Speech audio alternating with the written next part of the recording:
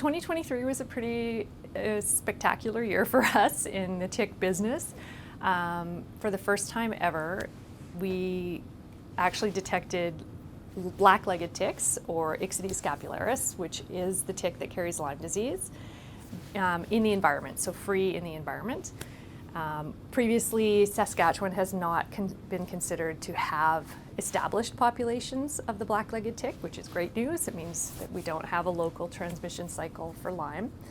But like I said, after decades of dragging in the environment, which we do every year in a systematic fashion, we take what looks like a pillowcase, drag it along trails and places where ticks and people and pets might interact, and the ticks will get caught on the flannel of that, and then we count them and identify them. So we've been doing that in a standardized way for the last 3 or 4 years as part of what we call active surveillance. And this was the first time ever that we picked up the black-legged tick loose in the environment. And then second, we saw over triple the number of black-legged ticks reported on people and pets through e-tick. So both of those things independently are telling us there's a lot more black-legged ticks showing up in this province.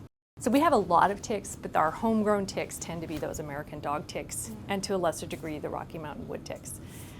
What may be different this year is if black-legged ticks that came in 2023 have managed to establish over the winter, there may be, in addition to the ones that hitch rides with migratory birds, we may have some homegrown ones. We don't know yet, but people should be vigilant. One thing I like to warn people about, especially with their pets when they're doing tick checks, is that the black-legged tick compared to our American dog ticks is super small.